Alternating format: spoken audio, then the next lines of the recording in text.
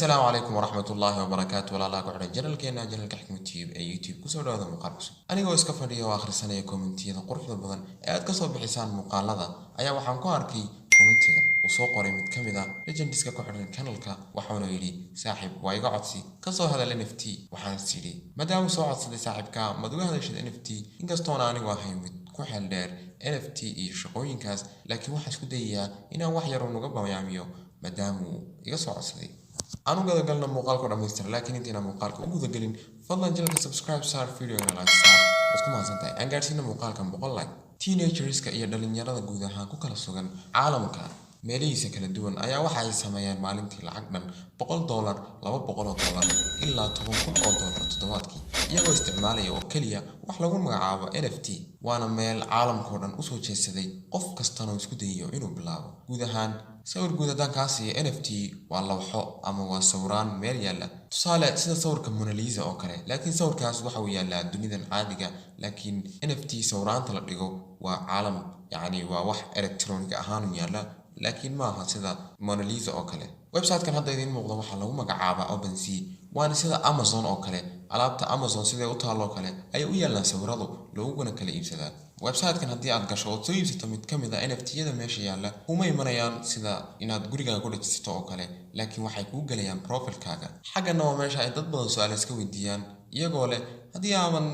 helayn oo gurigeena ku xiranayn maxaa waxa soo sawirkaas lacagta saa ugu faraha badan uga bixinaya maan ayr screenshot ka qaado ama save to andaho ama waan save gareysto saan doonaan ka yeelay maxaan ka faa'iidaya laakiin tusaale noolaan ku siiyo internetku marka uu sidan yahay xagana laptopkaaga iyo dadkii kale ay sidan yihiin haddii aad sawirka save gareysato inna muhiim ma aha indana ma daneynayso waxa sawirkaaga ama kuugu jira taleefankaaga ama computerkaaga ee dadku waxay daneynayaan wax profile-kaaga ku save gareysan taas ayaana ka dhigaysa waxyaabo aad u qaali ah muhiimadu ma aha sawiraanta inaad screenshot ka soo qaadato ku soo save gareysato laptopkaaga ama computerkaaga ama save as tirado oo isoo kugu soo galaan computerkaaga ee muhiimadu waxay tahay in profile-kaaga ay galaan sawiradu dadkuna ay daawan karaan sawiradan inaad adigu is u leedahay inana ayna qaadan karin ilaa laga iibsado mooyaane mashruucan waxa lagu magacaabo Bored Ape Yacht Club oo macnaheedu yahay daanyarada ama clubka daanyarada pouring-ka ah haddii aad ka iibsato mid NFT ah oo iyagu leeyihiin waxaad awood u yeelanaysaa inaad timaado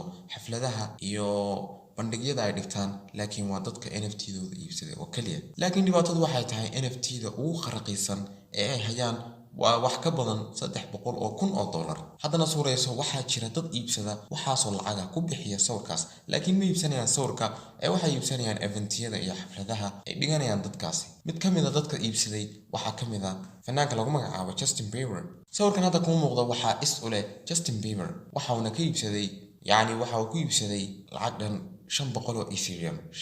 Ethereum haddii la sarrifo waxay noqonaysaa $1,500,000 lacag ka badan cajiib Paris Hilton oo ah gabadh aad iyo aad u caan ah iyo Jimmy Fallon oo ah mid leh barnaamijyada talk show-ga laga hadlo ka ugu weyn waxay iibsadeen mid kamid ah Bored Ape Yacht Club NFT ay leeyihiin waxayna ku soo bandhigeen barnaamijka Jimmy Fallon waxay ka sheekeynayaan inay ku bixiyeen sawiraantooda wax ka badan $2 milyan iyo wax kale loo baahnayn hadallo bla bla bla bla aan ka socono xitaa Facebook page-ka dunida ugu weyn 9gag lagu magacaabo sidoo kale waxay iibsatay daanyarada pouring-ka ah NFT okay hadda iskaga kaalay dadka caanka iyo dadka maalqabeennada innaga seen iibsan karnaa NFT raqiisa kadibna aan uga faa'iidi karnaa lacag kale waa macquul inaad ku soo iibsato mid NFT $10 aanaad hayso waqti intaa kadibna aad u bedesho $500,000 laakiin waxay ku xidhan tahay qofku sidoo maskaxdiisa u adeegsado laba mashruuc oo ugu muhiimsan baa jira oo lagaga faa'iidi karo NFT-ga mashruuca koobaad waa inaad leedahay mashruuc ku gaara adiga ama nashqad ku gaara sida tusaale inaad tahay graphic designer oo inaad garanaysid disaynyo qurux badan oo ka duwan kuwa ay dadku sameeyaan tusaale shakhsigan imika kuu muuqda laga yaabaa inaad arag wiilkan waxa uu iska qaadi jiray selfie maalin walba intuu ku jiray jaamacadiisa waxaana uu soo dhigi jiray NFT ahaan ilaa ay u kala kacday saasna hadda waxa uu ku yahay milyaneer xagga dhanka kalena ay jiraan maalin walba kumanaan kun oo NFT oo soo baxaya laakiin aan caan baxayn waxa asaasiga waxa weeyaan inay NFT-daadu tahay wax muhiim ah oo caalamka